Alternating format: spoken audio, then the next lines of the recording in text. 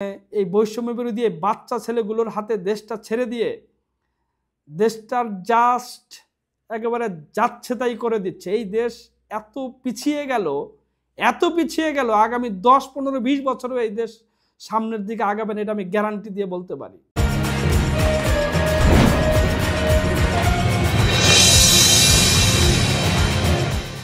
News and views by Nuruzzaman লাবুর পক্ষ থেকে আপনাদের সবাইকে শুভেচ্ছা। আপনারা এতক্ষণে হয়তো জেনে ফেলেছেন যে উত্তরায় 2 থানা, উত্তরা পূর্ব এবং উত্তরা পশ্চিম, এই 2 থানায় বৈষম্য বিরোধী ছাত্র আন্দোলনের যে শিক্ষার্থী তারা হামলা ভাঙচুর করেছে। 5-7 জন পুলিশ সদস্য অলরেডি ইনজুর্ড হয়েছে এবং এর ভিডিও যদি দেখে থাকেন তো দেখেন আসলে কি নেক্কারজনক একটা অবস্থা।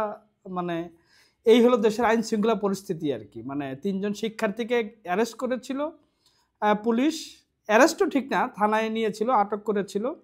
তার প্রতিবাদে 2 থানায়, পূর্ব থানায় প্রথমে অ্যাটাক করেছে বৈষম্য বিরোধী শতাধিক শিক্ষার্থী, বৈষম্য বিরোধী ছাত্র আন্দোলনের উত্তরার তারা নেতাকর্মী। পরে উত্তরা পশ্চিম থানায় গিয়ে ব্যাপক ইট পাটকেল নিক্ষেপ ভাঙচুর একদম যাচ্ছেতাই অবস্থা করেছে।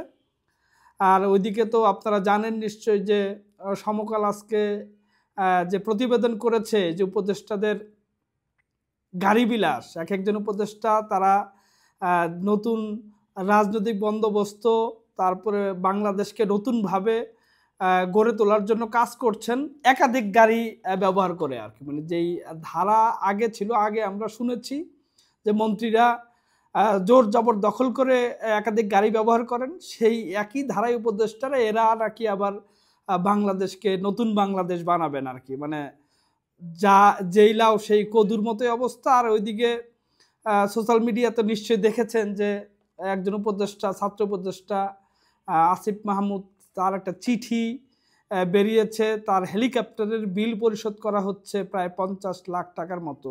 মানে ওইদিকে যাদের কল্যাণে এই উপদেষ্টারা এই গাড়িতে চড়েন, সেই আহতদের চিকিৎসার খোঁজ খবর নাই। এক একজন উপদেষ্টা 3টা-4টা করে গাড়ি ব্যবহার করেন, হেলিকপ্টারে চড়েন। আর বৈষম্য বিরোধীরা মানে তারাই মনে হয় এই দেশের সব কিছু, তাদের মন মতো কোনো কিছু না হলেই হামলা এবং মানে যাচ্ছে তাই তো করছেনি। এটা নতুন করে আর কি বলবো আর কি। এর মধ্যে বলে রাখি, news and views by Nuruzzaman Labu আমার একটি ইউটিউব চ্যানেল। আমার আলোচনা বিশ্লেষণ যদি আপনাদের ভালো লাগে তবে অবশ্যই একটা সাবস্ক্রাইব করবেন, লাইক কমেন্টসও শেয়ার করতে পারেন। যদি ভিন্ন মত থাকে তবে কমেন্টস অপশনে জানাতে পারেন। তো বাংলাদেশের যে আইন শৃঙ্খলা পরিস্থিতি, এই 5 আগস্টের পর থেকে যে অবস্থা তৈরি হয়েছে, এইটা আমার মনে হয় না যে এটা শিগগির এটা ঠিক হবে। মানে পরিস্থিতি আসলে 5 আগস্টের পর থেকেই সরকার, আগেও আমি বলেছি যে বাসর রাতে যে বিড়াল মারতে হয় সেই বিড়ালটা মারতে পারেনি। একজন স্বরাষ্ট্র উপদেষ্টা আছেন যিনি কথাই হয় না, যার কথাও বলতে পারেন না, তাকে দিয়ে এই একটা গুরুত্বপূর্ণ মন্ত্রণালয়ের দায়িত্ব দেওয়া হয়েছে তাকে। তিনি কখন কি বলেন কি করেন আসলে কোনো কিছুই বোঝা যায় না। তিনি মানে সামলাবেন আইন শৃঙ্খলা পরিস্থিতি। আইন শৃঙ্খলার তো ভয়াবহ বাজে অবস্থা। বৈষম্য বিরোধীরা মানে নিজেরাও থানা পুলিশকে অ্যাটাক করছে আর কি। এখন দেখার বিষয় আসলে যে এই যে যারা থানায় গিয়ে অ্যাটাক করলো, 3 জন শিক্ষার্থীকে উত্তরার পুলিশ আটক করে থানায় নিয়ে গেছে। এর প্রতিবাদে শতাধিক শিক্ষার্থী প্রথমে তারা গিয়ে উত্তরা পূর্ব থানায় অ্যাটাক করেছে। সেইখানে যখন পায়নি তখন তারা জানতে পেরেছে না, তাদেরকে আটক করা হয়েছে উত্তরা পশ্চিম থানায়। তখন তারা পশ্চিম থানায় গিয়ে রীতিমতো ইট পাটকেল নিক্ষেপ ভাঙচুর, মানে আইনের শাসনটা কিভাবে মানে এই সরকার কিভাবে সামলাবে, মানে পুরোপুরি 100-র মধ্যে 100 ভাগই ব্যর্থ। শুধু সরকারের ইনস্ট্রাকশন বলেন আর মানে আইন শৃঙ্খলা বাহিনীর টার্গেট বলেন, টার্গেটে শুধু ওই লিফলেট বিতরণ করলে পরে গ্রেপ্তার করো, জয় বাংলা বললে গ্রেপ্তার করো, এরকম আসলে পক্ষপাতমূলক আইনি শাসন এটা কখনোই বাংলাদেশের জন্য মঙ্গলজনক নয়। আইনের শাসনটা, আইনটা চলার কথা তার নিজস্ব গতিতে এবং দলমত নির্বিশেষে। আজকে দেখছিলাম যে নোয়াখালীতেও দুই পক্ষ এক থানায় গোল ঘর যে আছে থানাগুলোর, সেই গোল ঘরে বসেছে একটা বিষয় নিয়ে, সেইখানেও দুই পক্ষ মারামারি করে গোল ঘর ভেঙে চুরমার করে দিয়েছে। এই পরিস্থিতিতে আসলে এই সরকারের এই হম্বিতম্বি, এই মানে মানে অনেক উচ্চবাচ্য হ্যান করেঙ্গা ত্যান করেঙ্গা এইসব না করে আসলে দ্রুত নির্বাচন দেওয়া কোনো বিকল্প আমি দেখি না। দ্রুত নির্বাচন দিয়ে দেন ভাই, আপনারা পারবেন না, পারছেন না, বড় বড় কথা বলে লাভ নাই। নির্বাচনটা দিয়ে দেন, সুষ্ঠু একটা নির্বাচন করার ব্যবস্থা করেন। যত দিন যাবে তত জনগণ অতিষ্ঠ, মানুষ বিরক্ত হচ্ছে আপনাদের প্রতি। আর এই যে উপদেষ্টারা, এরা নাকি বাংলাদেশকে সোনার বাংলাদেশ গড়ে তোলার জন্য এসেছেন। তারা এক একজনে পরিবহন পুলের গাড়ি, এক একজনে মন্ত্রণালয়ের যে অধীনস্থ অধিদপ্তরগুলো, প্রজেক্টগুলো, প্রকল্পগুলো, সেগুলোর থেকে গাড়ি নিয়ে নিজে ব্যবহার করেন, স্ত্রী সন্তানদের ব্যবহারের জন্য গাড়ি রাখেন, তার পিএস যারা গাড়ি পায় না তারাও গাড়ি ব্যবহার করে।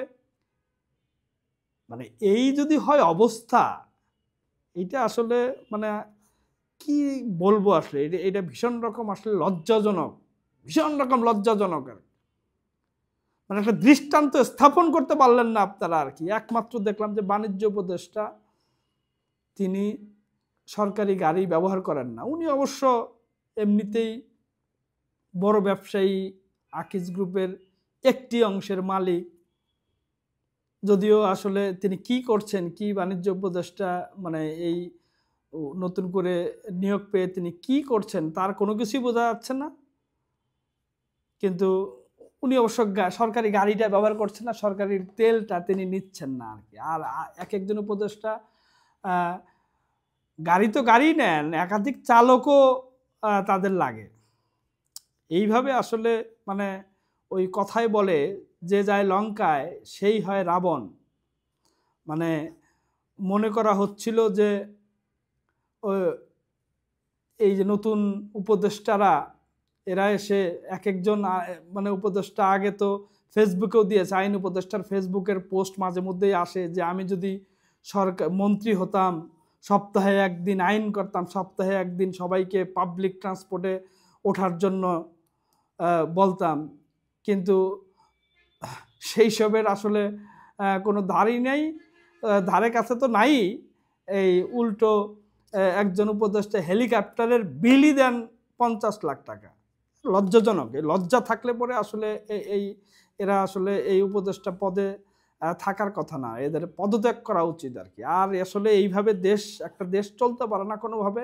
এত প্রতিহিংসা আগে ছিল, আওয়ামী লীগের আমলে ছিল, এটা অস্বীকার করছি না আমি, মানে সবসময় বলি মানে আওয়ামী লীগও যা করেছে আপনিও যদি তাই করেন তাহলে আওয়ামী লীগের সাথে আপনার পার্থক্যটা কোথায়? আর উপদেষ্টারা এক একজন মুইকে হনুরে হয়ে গেছেন। একটা আজকের পত্রিকার একটা খবরে দেখলাম যে বাংলাদেশের বিজ্ঞানী আবেদ চৌধুরী তিনি আক্ষেপ করে বলেছেন যে রিজওয়ানা হাসানের সঙ্গে তিনি দেখা করার জন্য, সাক্ষাতের জন্য 15 মিনিট সময় চেয়েছিলেন, তিনি পাননি। তিনি বলেছেন যে বিদেশের কোনো মন্ত্রীর পিএসকে যদি তিনি জানাতেন, তারা পরের দিনই সেই সাক্ষাতের ব্যবস্থা করা হতো। ওই যে মুইকি হনুরে আমি সরকারের উপদেষ্টা, দেশ চালাচ্ছি, দেশটার 12টা বাজাচ্ছি, ধ্বংসের দ্বার প্রান্তে নিয়ে যাচ্ছি, এইসব বললে আবার সরকারের লোকজন গোস্বা করে, রাগ করে। কি একটা মানে ভয়ানক এই বৈষম্য বিরোধী বাচ্চা ছেলেগুলোর হাতে দেশটা ছেড়ে দিয়ে দেশটার জাস্ট একেবারে যাচ্ছে তাই করে দিচ্ছে। এই দেশ এত পিছিয়ে গেল, এত পিছিয়ে গেল, আগামী 10, 15, 20 বছরও এই দেশ সামনের দিকে আগাবেন, এটা আমি গ্যারান্টি দিয়ে বলতে পারি। কিন্তু আসলে মানে করার কি, এইসব আমাদের আসলে বলা ছাড়া, এই বলা ছাড়া আমাদের আসলে করবারটারই কি আছে। তবু বলে যাওয়ার কোনো বিকল্প নাই, বলতে থাকি, দেখি সরকারের টনক নড়বে না এটা জানি, কিন্তু এই সরকারের আসলে শেষ পরিণতিটাও যে সুখকর হবে বলে মনে হচ্ছে না। যদি বোধোদয় তাদের থাকে তাহলে আসলে দ্রুত নির্বাচন দিয়ে একটা গণতান্ত্রিক পরিবেশ, গণতান্ত্রিক রাজনৈতিক দলের হাতে ক্ষমতা হস্তান্তর করে চলে যাওয়ার আর কোনো বিকল্প আসলে দেখছি না। সবাইকে ধন্যবাদ।